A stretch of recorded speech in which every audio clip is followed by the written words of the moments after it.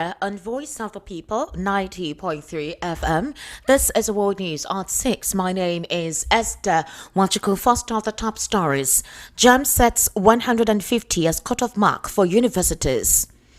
Also, Governor Alia launches quick response squad to tackle insecurity in Benue. Court to rule on Yahaya Bello's application to travel abroad for medical on July 17. In a very recent development as well, 20 states at risk despite 620 billion naira intervention for flood alert. Labour Party moves to expel 2023 presidential candidate Peter Obi. In another development as well, Labour Party, specifically the coalition-led interim leadership of ADC, has been dragged to court. Also, ADC uncovers alleged plot to destabilize party fingers presidency. Details now.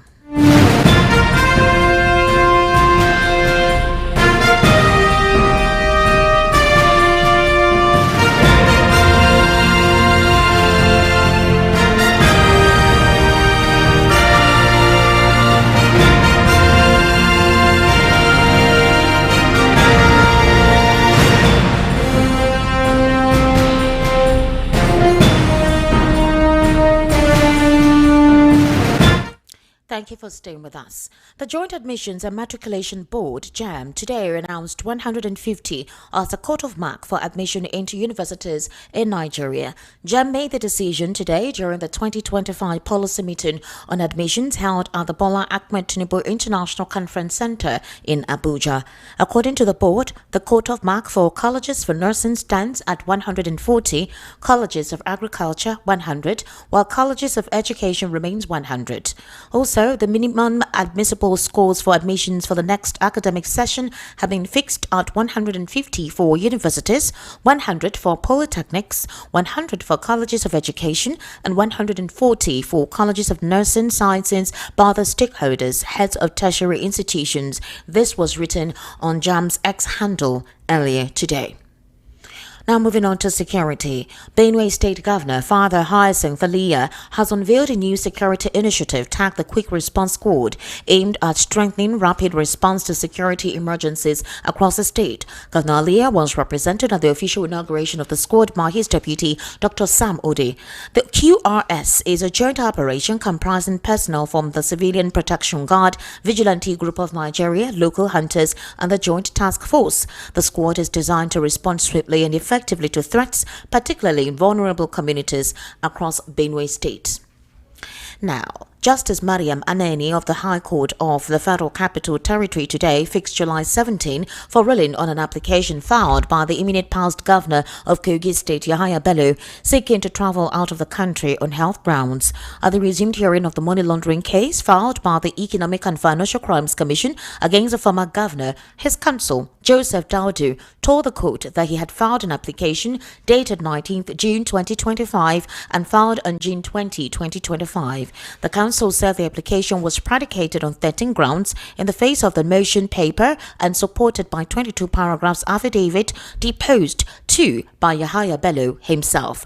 The EFCC counsel had filed a counter affidavit saying granting the request could delay further proceedings. Daudu, a senior advocate of Nigeria, in response to the prosecution's team's counter affidavit, said the defendant's team had also filed a further affidavit of 20 paragraphs filed on July 7, 2025 and deposed to by the applicant himself with 2 exhibits. As it stands, the prosecution's argument is that the application was an abuse of court process in the sense that a similar application was held, or rather filed, at the Federal High Court. Daudu argued that it could not be an abuse of court process. He hinged his argument on the fact that it was the complainant that instituted the 2 separate charges in the separate courts. The prosecution counsel, Chukwudi Enebele, a senior advocate of Nigeria, while defending the EFCC's counter affidavit, said Yahaya Bello should have put his shorties on notice with regard to his application to travel out of the country. Meanwhile, the Nigeria Meteorological Agency has issued a flood alert for the month of July, warning the states, which include Sokoto, Lagos, Edo, Benue, and 16 others are at risk of experiencing flash floods. This came as the Africa Environmental Health Organization climate change adaptation researchers and members of the Nigerian Institute of Town Planners, amongst others, lambasted state governments following the recent devastating floods that ravaged several states, calling for an intense scrutiny over the management of ecological funds allocated to affected regions. Findings show that despite receiving over 620 billion naira in ecological funds, many states seem ill-prepared to mitigate the impact of such disasters, raising questions about the effectiveness of these funds in enhancing environmental resilience and disaster preparedness. NIMET's flash flood risk alert for July 2025, which was released on Monday by the agency, showed that states with varying probable risk of experiencing flash flooding events due to the onset of rainfall across the country. The agency advised residents of the state to relocate if necessary, clear drainage systems, prepare emergency kits, turn off electricity and gas during flooding, strengthen mudslide prevention, and promote community awareness. This came as residents of some Ondo communities affected by the flood that occurred last week have called on the state government on Monday to come to their aid following the destruction of their property. The flood occurred as a result of a downpour on Friday, Saturday, and Sunday consecutively, which has reportedly destroyed property worth millions of naira in communities in Owo, Okitipupa, Ilaje, and Eshe-Odo local government areas of the state. VOP News gathered that the flood destroyed buildings, submerged bridges in the affected communities of Uso, Ayeka, Ikoya, Igbodigo, Igodon, and Igbotako. Also, victims of the communities complained and said that most of their properties have been eroded by the flood, calling on the federal government and the state government to come to their immediate rescue. On the political front, the Labour Party has announced plans to expel its 2023 presidential candidate, Mr. Peter Obi, over alleged anti-party activities. The announcement came during a television program today with National Publicity Secretary Abayomi Arabambi, who confirmed that a national executive meeting will be convened to recommend Obi's expulsion, which would then be ratified at the party's next convention. Let's take a very brief listen to Rabambi disclosing earlier their intention to expel Mr. Peter Obi, the 2023 Labour Party presidential candidate. Chairman and Alhaji Farouk Umar Ibrahim as the National Secretary. Probably maybe the people you are trying to refer to, are those, group of Nenedi Usman, who Mr. Peter Obi has graciously, appointed as the chairman of the Aya Festival Committee, because we do not have in our party up to today, in our constitution, even with INEC, we do not have anything like a caretaker. And also, Section 222 of the Constitution is very clear that, political parties shall not be headed by any caretaker. They must be duly elected. So our Constitution is in line with the Constitution of the Federal Republic of Nigeria. So we do not have group. Secondly, let me make it very clear. We are convening a NEC meeting where he will be expelled. He was on suspension before he now went ahead to do the anti-party activities. You don't go and join a political party and at the same time, you still put your leg in another political party. He knows it is unconstitutional for him to belong to two political parties at a time. They have been able to deceive him to their side, and there he shall remain.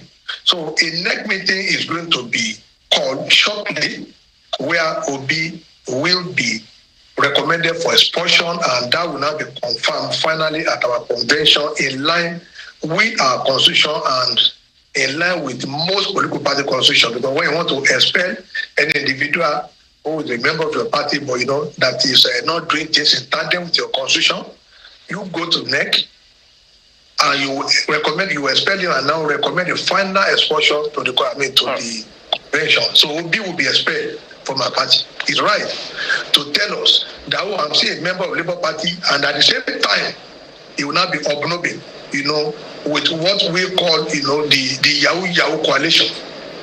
We are not going to accept that. All right. In Nigeria, we have a very weak truth and a strong lies. And most Nigerians, they are just spectators looking at who is going to win. They don't care if it is a lie that take victory over the truth. They don't mind if it is victory that it's the truth that take over the victory. They are just interested in doing well. And that would take me to Martin Luther King Jr. quote. All right, that was a factional publicity secretary of the Labour Party, Arabambi, disclosing that a national executive committee will be quickly convened for the expulsion of Peter Obi, a national executive council meeting that has not been organized ever since there has been contention about the chairmanship position of Julius Aburi, despite the Supreme Court ruling that INEC has refused to adjudge who indeed is the chairman of the Labour Party. For Peter Obi's expulsion, an immediate meeting will be held as soon as possible to decide his fate, complaining that Peter Obi is into anti-party activities. Meanwhile, the African Democratic Congress has alleged that elements within President Bola Tinubu's administration are orchestrating a covert plot aimed at destabilizing the party and weakening its rising influence. The allegations were made public in a statement by the party's interim national publicity secretary, Bolaji Abdullahi. The ADC claimed that certain federal officials held a secret meeting with former state chairmen and selected executive members of the party in the northeast and northwest zones. The meeting, according to the party, was not connected to issues of national importance, but instead designed to intimidate and coerce party leaders. Describing the development as an act of political sabotage, Abdullahi said the intention behind the meeting was to create internal confusion, delegitimize the party's newly unveiled leadership structure, and curtail its momentum as a viable opposition force. He warned that such actions, if unchecked, pose a serious threat to the nation's multi-party democracy. Abdullahi further called on President Tinubu to demonstrate statesmanship by curbing what he described as undemocratic conduct by some of his appointees. He added that the ADC will explore all legal and constitutional means to resist what it sees as an assault on political pluralism in the country. Now, in a very recent development as well, the presidency has reacted to the IMF report concerning Nigeria and its poverty tax. The presidency has disclosed that the report released by the International Monetary Fund was untrue and does not replicate the true reality of the situation on ground. Also, the presidency, while rejecting the recent International Monetary Fund article which raised concerns over the country's economic trajectory, the government labeled the report as a very fatalistic and unhelpful assessment of ongoing reforms. In its July 7 publication titled How Nigeria Can Unleash Its Economic Potential, the IMF acknowledged that President Bola Tinubu's administration had initiated important reforms such as the removal of fuel subsidies and exchange rate unification, but warned that the impact had been slow in reducing inflation, tackling poverty, or strengthening investor confidence. The firm noted that inflation remained persistently above 20%, food insecurity had deepened, and recommended firmer monetary policy, effective budgetary discipline, and better redistribution of fuel subsidy savings into critical infrastructure and social safety nets. However, in reacting to the IMF's remarks, the special advisor to the president on economic affairs, Tope Fasua, faulted the tone and timing of the International Monetary Fund's message, describing it as both discouraging and destabilizing. Via a monitored program today, he said, and I quote, "The administration under Tinubu has done some of the deepest reforms that we have seen in a while. We only just got the tax bill signed into law, bills that offer relief to low-income earners and double the tax threshold for small businesses. We haven't been allowed those measures to settle, yet we are hearing all sorts of very fatalistic statements from different places, including, unfortunately, the International Monetary Fund." Well, he accused the IMF of constant interference. Sometimes one wants to think they go into overdrive. Almost every week or every 2 or 3 days, there is a statement on Nigeria. At the end of the day, it leaves everyone in state of confusion. First of all, revealed that Nigeria had recently repaid $3 billion of its COVID-19 loan from the International Monetary Fund, an obligation he said many countries are yet to fulfill. Yet, according to him, the fund continues to pile on pressure. You're currently listening to the World News right here on Voice of the People, 90.3 FM. We took a very short break. When we return, we'll head into a news analysis segment while we're joined via the telephone with Barrister Fred Nzako, who is a political, national and social affairs commentator. Barrister Fred Nzako will be giving us his own perspective and insight into some of the stories read out on the World News at 6. Do kindly stay with us.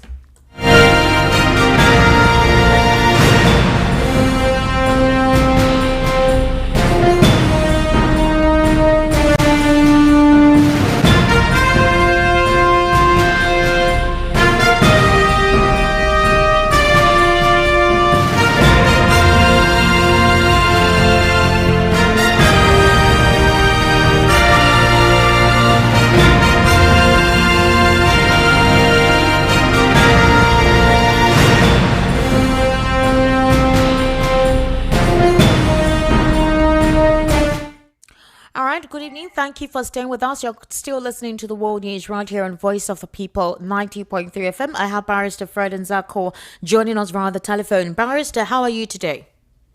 I'm doing well, and you? I'm doing okay, Barrister Fred Nzako. Thank you so much. It's been a very cold period. NIMET has estimated that the month of July we should expect more rainfall, and there's a possibility of flooding, flash floods in some states. Now, you know, the NIMET is saying that despite 620 billion naira given to states for intervention in terms of risk alert for the flood, they're saying that in Ondo State, for example, last week, Friday, Saturday, Sunday, it rained consecutively. Homes were submerged. Some areas were eroded. Bridges also were submerged in the water, and then there are some states that are at risk of this flash floods: Lagos, Imo State, Ondo State, a couple of other northern states. Barrister Fred Nzako, this is a continuous situation that we face in this country whenever the raining season approaches. What can we do to mitigate this? How do we stop this from affecting our means of livelihood, destroying properties, or even persons dying from this effect? Nature is defined and definite. Nature does not lie as men will lie. Okay. And each year we know that things like this will happen. Each year we are warned by NIMET and other geographical agencies that things like this will happen. And what we expected is that government should take preemptive and precautionary action against such happenstance. We have ecological fund where the states are supposed to bring their matching grants and collect money from the fund. And from indications and from reports we are getting, most of the states that collect this money end up not utilizing the money for the purposes for which they are meant. And if you fail to do so, when nature comes through our end, nature will take its course. So I think it is a very bad commentary on our degree of responsibility that something like this that we know will happen, we just wait for it to happen. The only thing government will do is to give warning to the people in the lowland areas to move to the upland, as if it is easy. A country that cares for these people would even make arrangements for that, and know that within that period you will provide for them alternative accommodation in well-kept camps, so that when that time comes, they can go back to their life and begin to work on how to mitigate the problems and how to find lasting solutions to the issues. If it has to do with the dredging of the rivers, you do the dredging. If it has to do with anything that has to do with management and control of erosion sites and all those other things that have to do with erosion, then the government should do that. That's the only sense of having an ecological fund. But go and ask the state and look at the state accounts and look at the state finances. You see how much that ecological fund is utilized. I can tell you, Esther, that virtually all the states are guilty of improper utilization of the ecological funds. In some cases, they don't even bring the matching grant, and they allow the money to be kept in federal government vault. Some of them that bring a matching grant just take that money and deploy it elsewhere, because it is easy to deceive the people on account of what you have done with the ecological fund.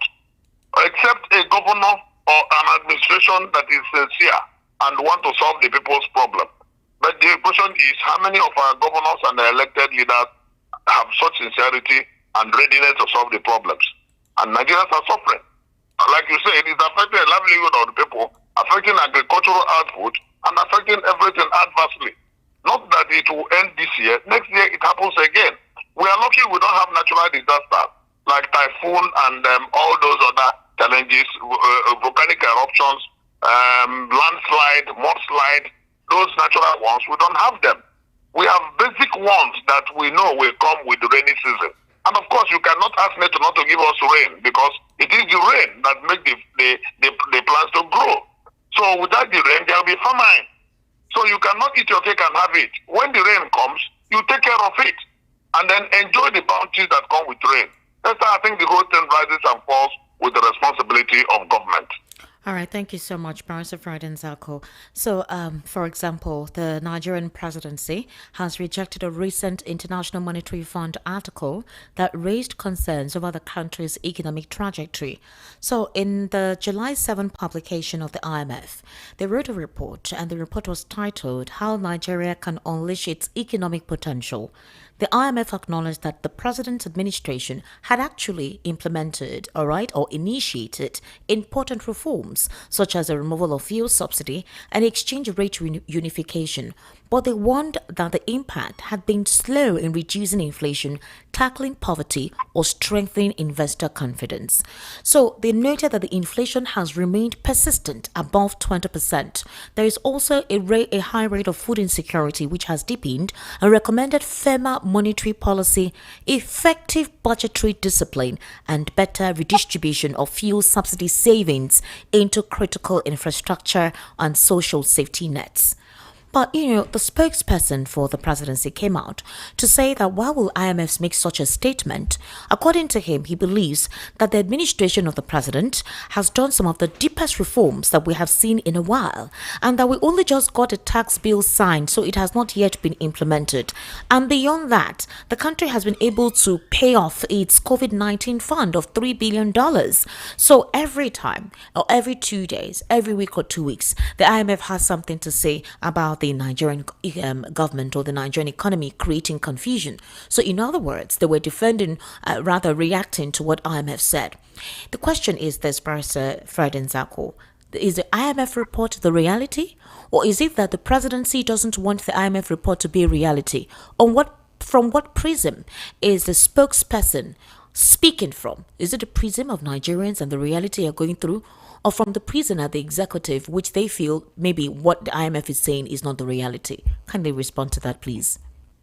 The worst thing any government can do to its people and even to itself, in terms of its image and everything around the government, is not to tell itself the truth and to decide to pick and choose what to agree and what not to agree. Okay. This is the same government that was applauded by the IMF when the fuel subsidy was removed. Now the government was basking in euphoria that the issue about fuel subsidy followed international best practices. After all, that it was following IMF recommendation. But we have always said that IMF can never have one stick that will solve all problems across all countries. Yes, they have their country directors. The World Bank has its country directors in Nigeria and many other countries. But whatever they do and say is by way of advice. It's merely advisory.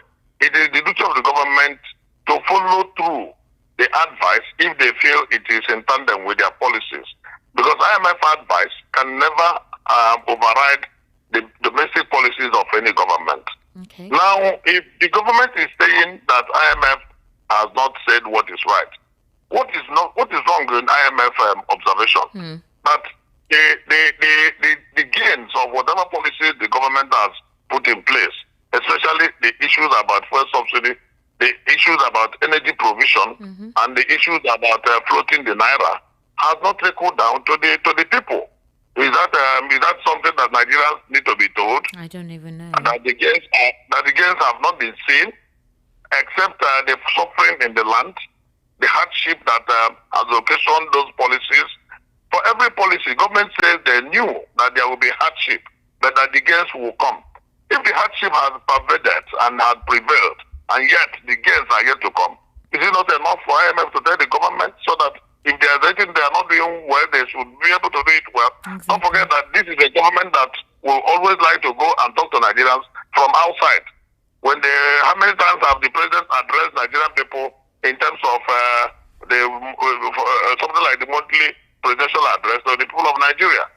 So when IMF now says what they are doing is not, we are not feeling the positive impact, there's nothing wrong with it, because even the analysts locally and the economists locally have also said the same thing.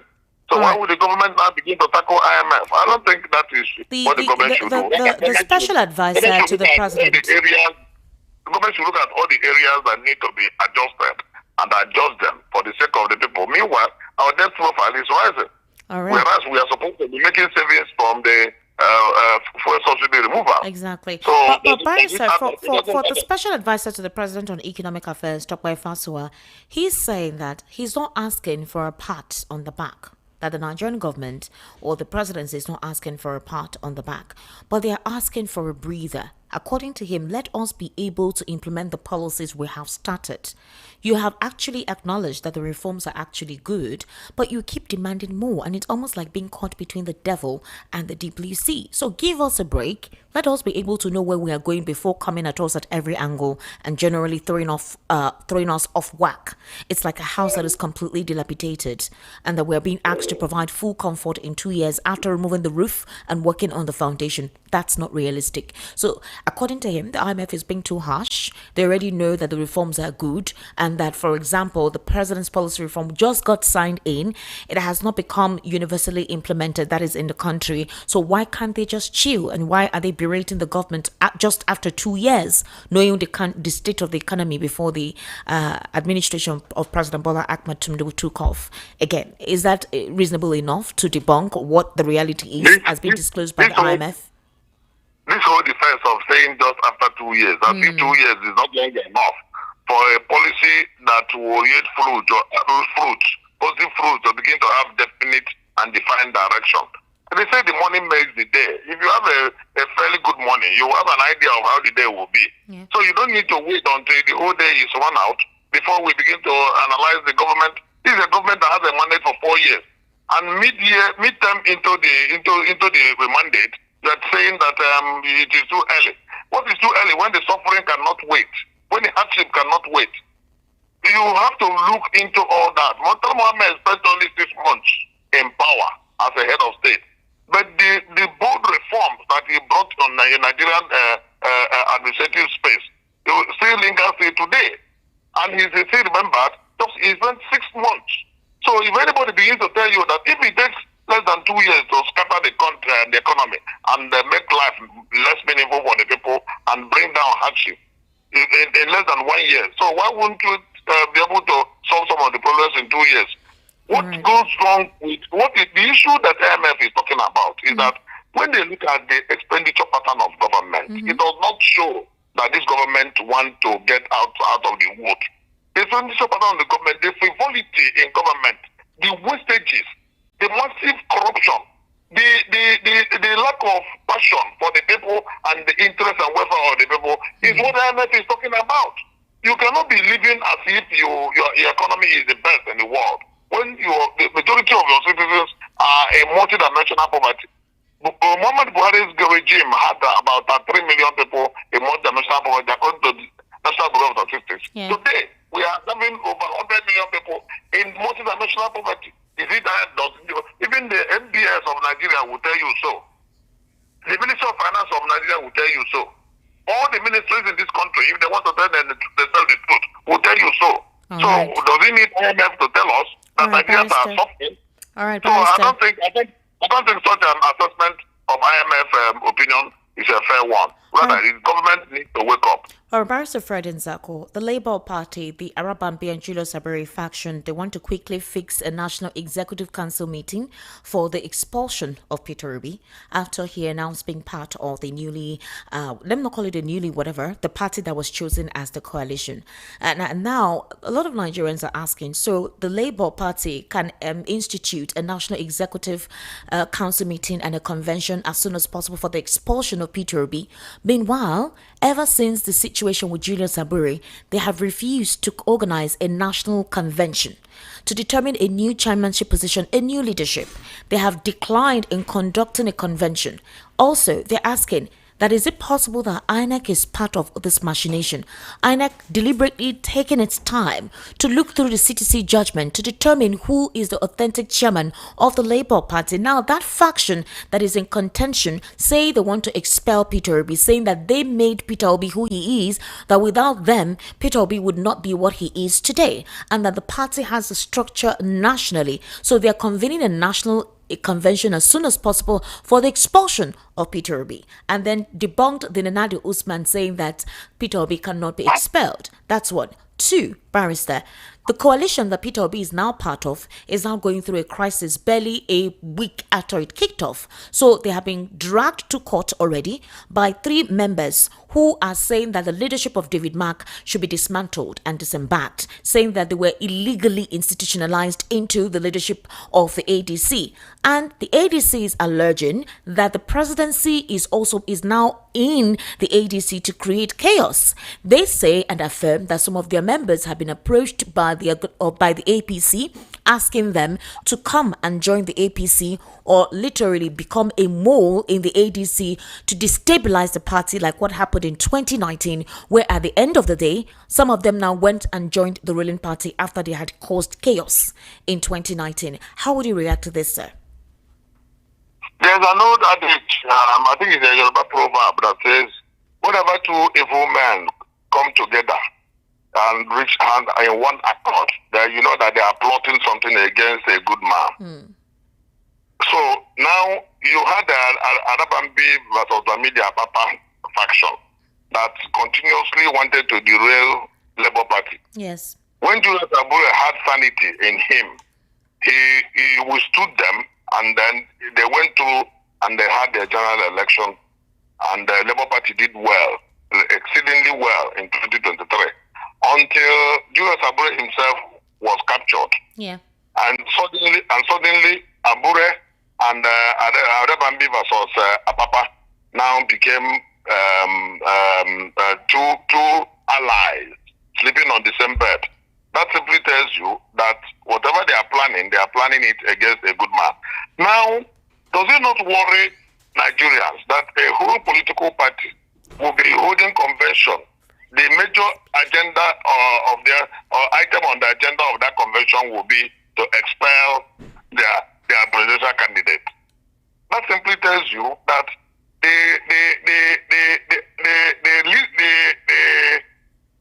the bird, once the bird that is dancing on the street have the drummers by the bush side, beating the drum that the ones that is dancing.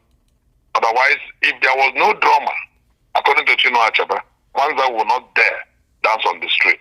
That's exactly what we are seeing. And when APC is accused directly of fomenting trouble in all political parties in Nigeria, it is not far to see, because the APC has told Nigerians openly, without any shame, that come over to APC and your sins will be forgiven, no matter the weight of your corruption, no matter the weight of the burden of integrity that you will bear. Just walk into the APC, you'll be cleaned with a hyssop and you become as white as snow. And when APC national chairman, former national chairman said so, up to today, the party has not done anything to counter such assertion.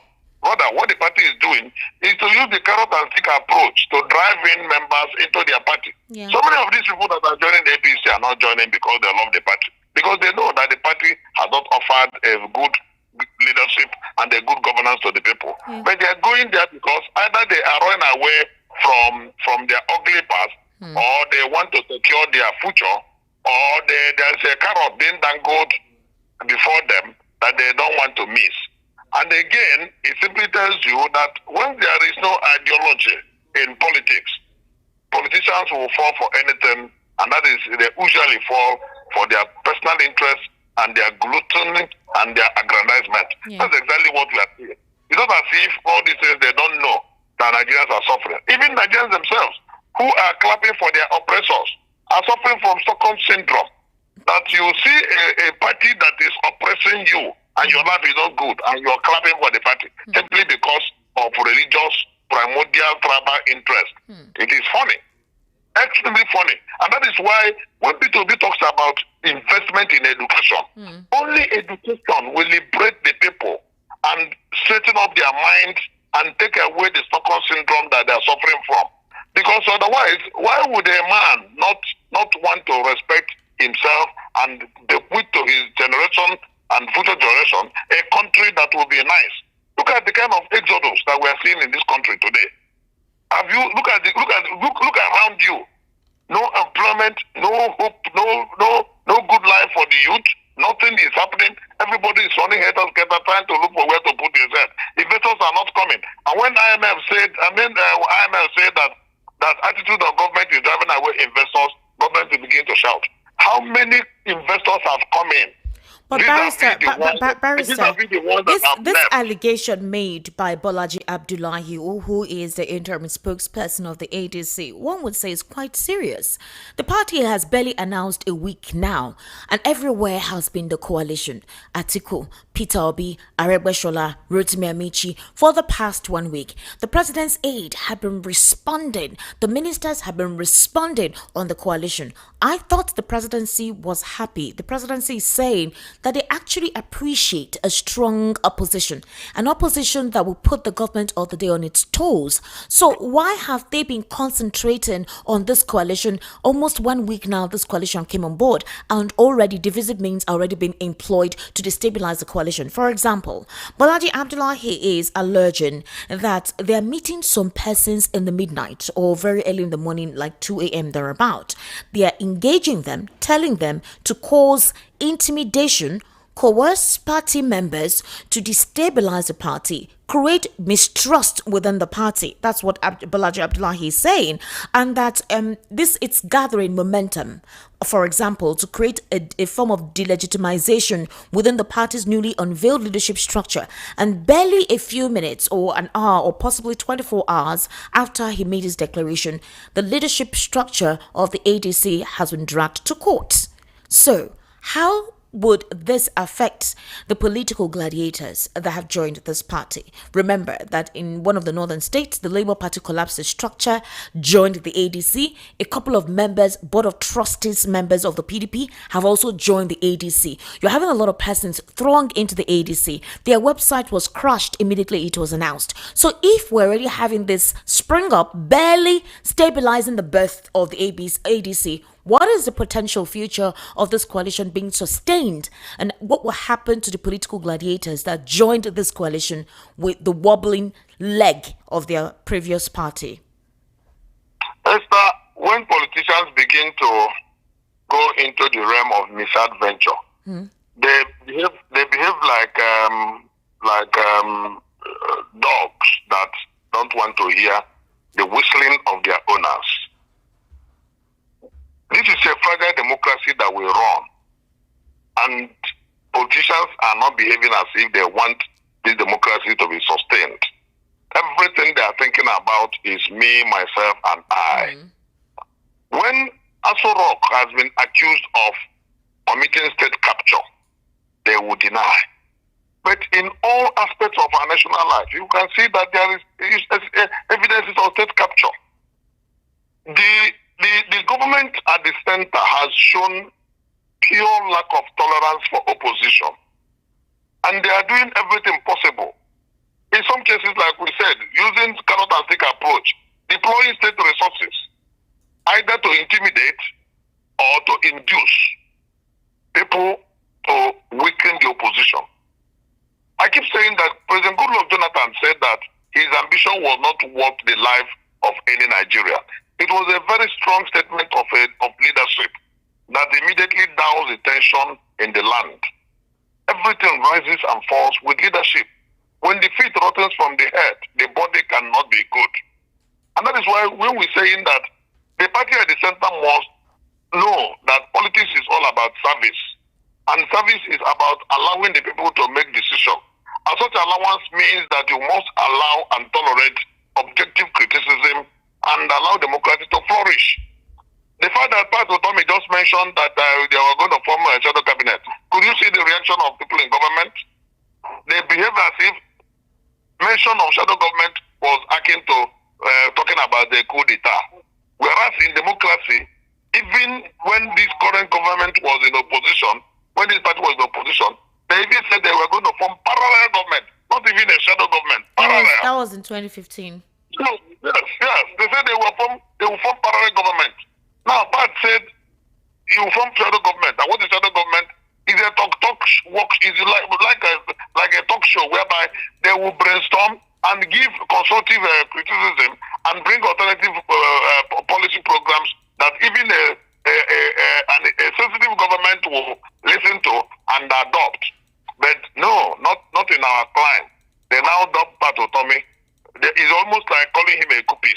Yeah, he has been quiet for a while now. Yes, and they run up and down as if he has put down the government.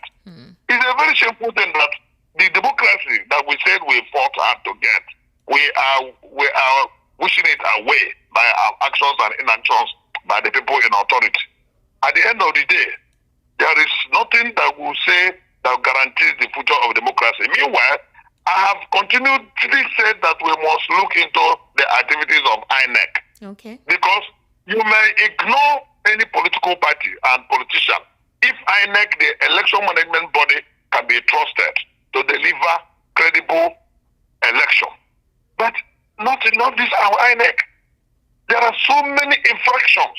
There are so many issues that yearn for adjustment and amendment with our electoral management system. But government is not looking in that direction. Well, at the last minute, there will be 5 brigade approach. This is the time to begin to set those things in place if we want a sustainable democracy. But when the democracy is all about, let me be in power and when I leave, whatever happens, that's their own. They should realize that the man in whose hand the fire extinguishes is the one that extinguishes the fire.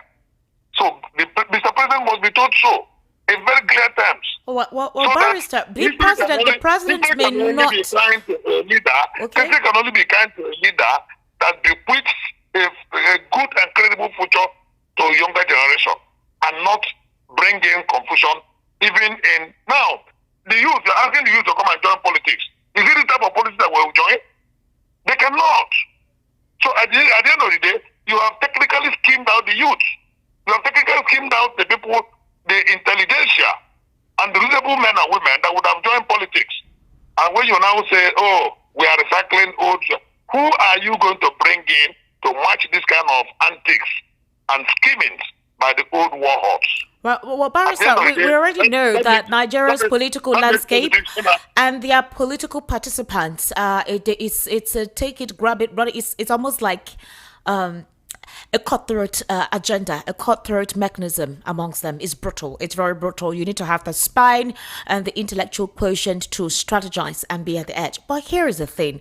Would you fault the APC for wanting to destabilize the coalition? I mean, you know that there is a competition that has a potential to weaken the possibility of you remerging. Is that not the politics? Is that not the play? So why can't the coalition also do the same thing, mutilate the persons within the APC? Cause conundrum. I don't understand.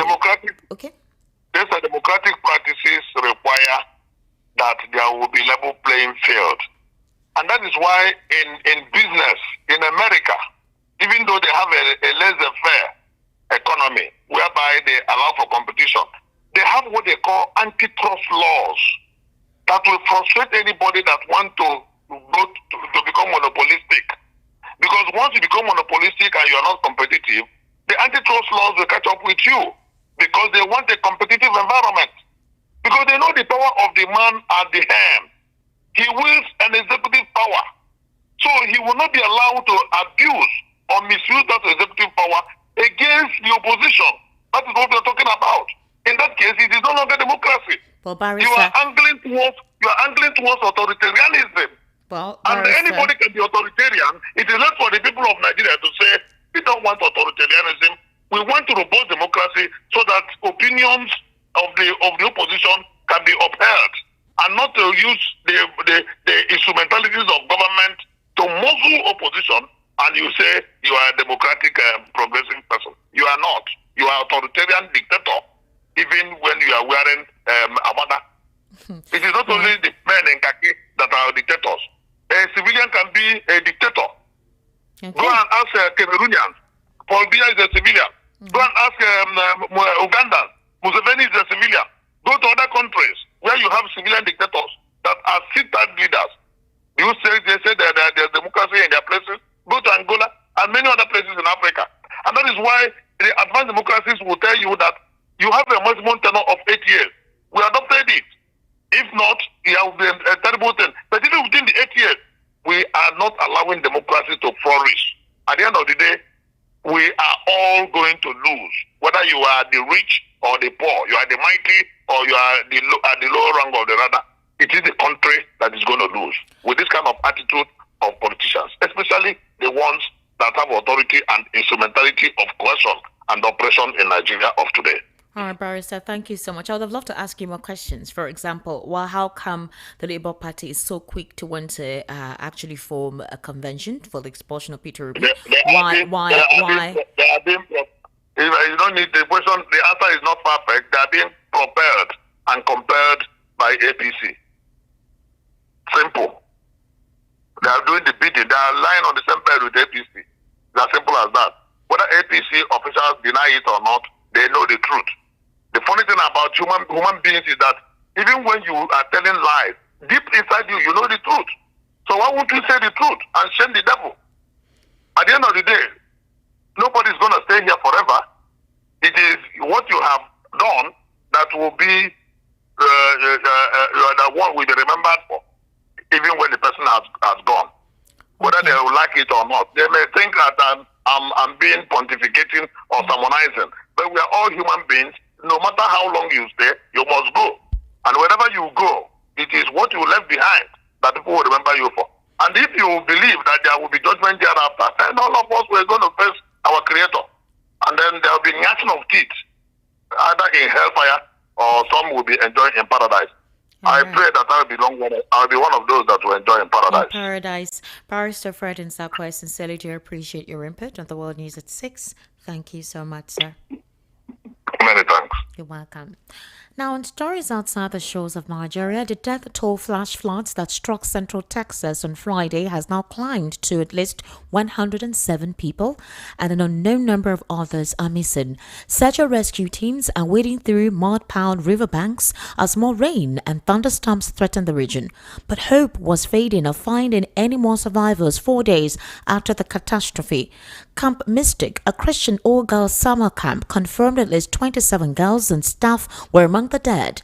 5 campers and 1 adult are still missing. The White House, meanwhile, rejected suggestions that budget cuts at the National Weather Service could have inhibited the disaster response. At least 87 of the victims, 56 adults and 31 children, died in Kerr County, where the Guadalupe River was swelling by torrential downpours before daybreak on Friday, the July 4th public holiday. Some 19 adults and 7 children are yet to be identified, and more persons are still missing. Camp Mystic in a statement said their hearts are broken alongside families that are enduring this unimaginable tragedy. And that's a wrap on the World News at 6. My name is Esther Wachuku. Good evening. Thank you for listening. Do join us very briefly for the Evening Rush.